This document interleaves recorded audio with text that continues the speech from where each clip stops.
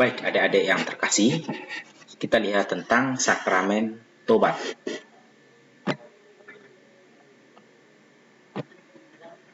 Dalam Injil Yohanes bab 20 ayat 21 sampai 23, di situ dikatakan kata Yesus kepada para muridnya, "Damai sejahtera bagi kamu.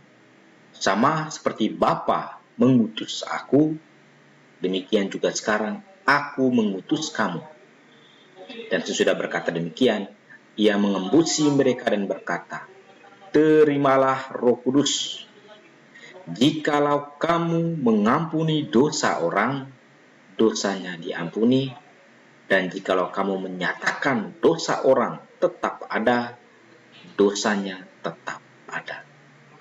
Ini dasar mengapa para rasul itu memiliki kuasa untuk mengampuni. Para rasul menerima secara langsung wewenang kuasa dari Yesus untuk mengampuni dosa-dosa orang. Dan para rasul itu kemudian dalam gereja Katolik itu digantikan oleh para uskup. Dan para uskup dalam melaksanakan tugas pelayanan mereka dibantu oleh para imam, oleh para pastor. Nah, jadi disitulah para uskup, para imam mendapatkan kuasa untuk mengampuni dosa orang. Nah, sakramen ini punya dua nama yang sangat kita kenal, sakramen tobat atau disebut sakramen rekonsiliasi. Sakramen tobat, dari namanya saja kita tahu bahwa kita dipanggil untuk bertobat, dipanggil untuk kembali kepada Bapa. Kata tobat atau pertobatan itu dalam bahasa Ibrani itu kata suf, yang berarti berputar atau berbalik kembali. Jadi mengacu pada tindakan berbalik dari dosa kepada Allah. Kalau kita sudah seperti kita berjalan, lalu kemudian kita salah jalan, salah arah, maka kita berputar balik. Ketika kita berdosa, itu saat dimana sebetulnya kita sedang salah arah, salah jalan. Maka sekarang kita harus kembali ke jalan yang benar, kembali kepada Yesus. Ingat Tuhan Yesus katakan kepada kita di Injil Yohanes, "Akulah jalan, kebenaran, dan kehidupan." Yesus katakan, "Akulah jalan." Ketika kita tidak berjalan menurut jalan yang Tuhan Yesus tunjukkan, ketika kita tersesat, maka sekarang kita harus kita harus bertobat, kita harus kembali lagi ke jalan yang benar, ke jalan yang Tuhan Yesus ajarkan. Dalam bahasa Yunani itu ada istilah metanoia. Itu memiliki makna perubahan hati, pertobatan yang nyata dalam pikiran, sikap, dan pandangan. Jadi perubahan hati diubah. Ketika kita berdosa, hati kita itu perlu berubah supaya kita bertobat, berbalik. Nah, kalau kata rekonsiliasi menurut Kamus Besar Bahasa Indonesia itu adalah perbuatan memulihkan hubungan persahabatan pada keadaan semula. Memulihkan hubungan. Karena dosa-dosa kita, hubungan kita dengan Tuhan itu rusak. Maka sekarang kita perlu rekonsiliasi, kita perlu memulihkan kembali hubungan kita dengan Tuhan pada keadaan yang semula, seperti sedia kala. Nah, kita lihat apa itu dosa. Manusia itu pasti berdosa. Tidak ada yang tidak pernah berbuat dosa. Tidak ada yang luput dari dosa. Semua berdosa. Karena manusia itu berdosa, maka kita perlu yang namanya pertobatan. Kita perlu sakramen tobat. Kita perlu rekonsiliasi. Karena begitu banyak manusia yang berbuat dosa, semua manusia berbuat dosa, bukan hampir, tapi memang semua manusia berbuat dosa. Maka apa? Yesus memberikan wewenang kepada para rasul, pada para imam. Manusia terlalu banyak, maka harus banyak juga para rasul, para imam Seperti dalam gereja Katolik ada begitu banyak imam yang memiliki wewenang untuk mengampuni dosa. Apa itu dosa, pertanyaannya? Dosa adalah suatu perbuatan yang menyebabkan terputusnya hubungan antara manusia dengan Allah. Hubungan kita dengan Allah, relasi kita dengan Allah itu terputus, rusak.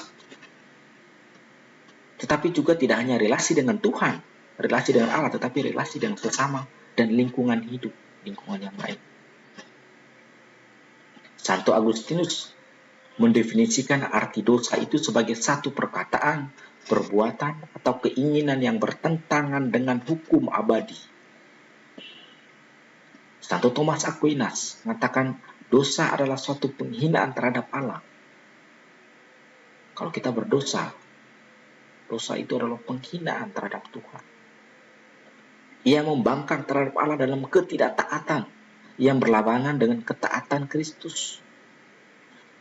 KGK 1871. KGK itu adalah Katekismus Gereja Katolik. Maka dosa adalah ketidaktaatan, bertentangan dengan Yesus yang taat. Dosa adalah satu tindakan melawan akal budi. Ia melukai kodrat manusia dan mengganggu solidaritas manusia tadi. Jelas, merusak hubungan antara sesama. Itu di Katekismus Gereja Katolik. Akar dari semua dosa itu terletak di dalam hati manusia. Nah, Katekismus Gereja Katolik katakan apa? Akar dari dosa itu adalah terletak di dalam hati manusia. Dari hati muncul begitu banyak dosa-dosa yang berat dan yang jahat. Maka kemudian kita lihat tadi kata bahasa Yunani metaneo, perubahan hati. Nah tadi hati itu perlu diubah kalau kita bertobat. Karena sumber dari segala dosa, akar dari segala dosa itu adalah hati manusia.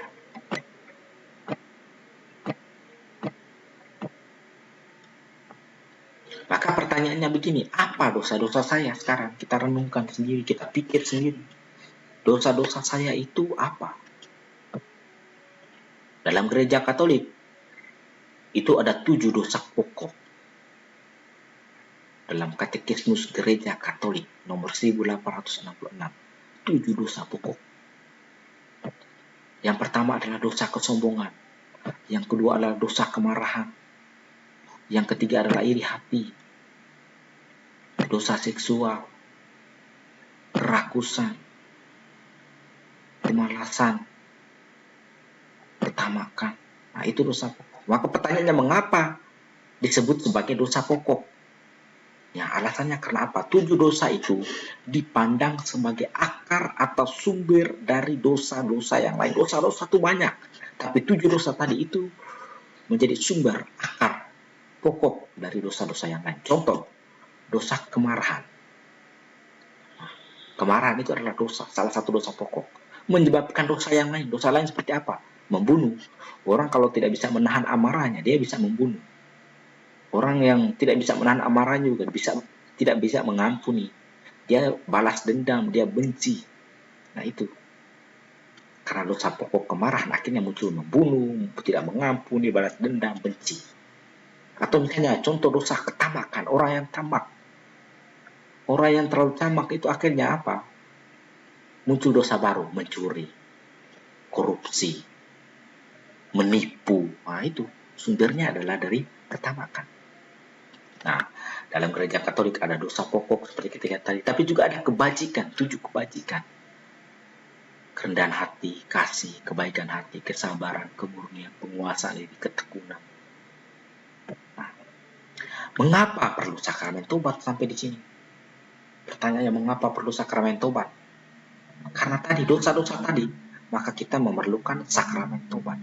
Karena tidak ada manusia yang tidak berdosa, semua manusia itu berdosa dan pendosa, maka kita memerlukan sakramen tobat. Sakramen tobat adalah apa?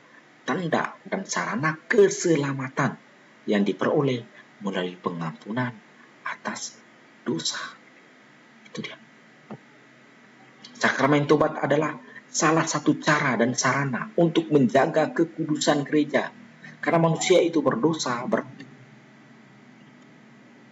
mengotori, najis dan segala macam. Maka sekarang sakramen tobat itu diperlukan supaya gereja sebagai suatu persekutuan umat yang beriman itu kembali suci. Maka tujuan menerima sakramen tobat adalah apa? Untuk memulihkan relasi kasih dengan Allah. Termasuk juga memulihkan relasi kasih dengan sesama, dengan lingkungan. Memulihkan. Saudara-saudari, Allah kita adalah Allah yang maha rahim. Maha rahim itu adalah maha pengampun.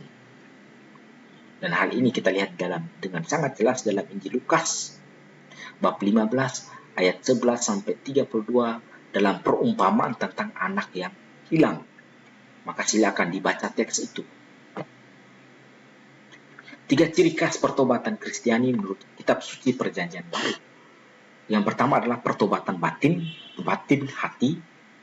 Yang kedua adalah pertobatan aktual, itu pertobatan yang nyata, aksi real, konkret. Lalu kemudian pertobatan itu baik batin atau aktual itu sifatnya sederhana dan biasa, tidak usah sensasional, tidak usah yang spektakuler. Dosa pertobatan yang terjadi berlangsung dalam kehidupan sehari-hari, yang real dan nyata. Tidak usah kita pikir pertobatan itu harus yang gimana gitu, yang luar biasa, yang hebat-hebat, ya sederhana-sederhana saja. Mengampuni, memaafkan, itu cara kita untuk berubah. Yesus menyerukan supaya apa? Bertobat. Di Injil Markus 1 ayat 15, waktunya telah gelap, kerajaan Allah sudah dekat, bertobatlah dan percayalah kepada Injil. Hanya Allah yang mengampuni dosa, betul. Karena Yesus adalah putra Allah, maka Yesus katakan anak manusia mempunyai kuasa untuk mengampuni dosa. Dosamu sudah diampuni. Hanya Allah yang dapat mengampuni. Yesus juga adalah putra Allah, anak Allah. Yesus adalah Allah, maka Yesus juga bisa mengampuni. Dan dalam sakramen tobat, imam mengampuni atas nama Allah. Imam uskup itu mengampuni atas nama Allah, atas nama Yesus Kristus. Mereka dipakai sebagai alat supaya rahmat pengampunan itu disalurkan dan dirasakan oleh umat manusia. Maka kita dianjurkan untuk apa? Dengan bebas dan kerap kali sering menerima sakramen tobat itu. KK itu adalah kitab hukum kanonik. Undang-undangnya orang Katolik kalau kita mau katakan. Dan di dalam kitab hukum kanonik itu dikatakan hari dan waktu tobat dalam seluruh gereja ialah setiap hari Jumat sepanjang tahun. Dan juga pada masa Prapaskah, masa Advent juga. Tetapi juga sebetulnya kalau orang mau bertobat kapan saja, di mana saja, boleh. Kapan saja dan di mana saja kita boleh untuk menerima sakramen ini kalau kita memerlukan. Cara kita mengaku dosa. Kalau kita menerima sakramen tobat, caranya bagaimana? Pengaku itulah kita yang berdosa, ini kita katakan, ya Bapa, berkatilah saya karena saya ini orang berdosa. Jadi sebelum kita masuk ke ruang pengakuan, kita tahu bagaimana cara kita mengaku dosa. Setelah itu kemudian imam akan memberikan berkat, dan saat itu kita membuat tanda salib. Lalu kita katakan, inilah dosa-dosa saya. Lalu kita mulai menyebutkan satu persatu dosa-dosa kita. Baik juga kalau dicatat supaya kita tidak lupa. Tapi kalau kita sudah mempersiapkan diri sebelum pengakuan, masuk ke dalam ruang pengakuan, itu sangat bagus. Tapi seharusnya begitu. Sebelum masuk ke ruang pengakuan, kita terlebih dahulu mempersiapkan diri. Supaya kita dengan hati yang lapang, siap, dengan jujur, tulus, mau menyesali dan mengakui dosa-dosa kita. Lalu setelah kita sampaikan semua dosa, kita katakan dosa kita sudah selesai. Saya mohon ampun dan doa penitensi. Lalu imam biasanya akan memberikan nasihat, peneguhan. Lalu setelah itu kita akan mendoakan doa tobat. Bisa lihat di puji syukur, doa tobat Allah yang Maha Rahim, dan seterusnya. Habis itu kemudian imam secara khusus akan mendoakan kita, lalu memberkati kita, lalu kita keluar dari ruang pengakuan. Tapi biasanya setelah kita keluar dari ruang pengakuan, kita pergi ke tempat yang berdoa untuk melakukan penebusan atas dosa-dosa kita. Ada doa peniten yang harus kita lakukan sesuai dengan apa yang disampaikan oleh pastor atau imam atau bapak uskup di dalam ruang pengakuan. Oke, saya kira sampai di situ dulu. Selamat semuanya.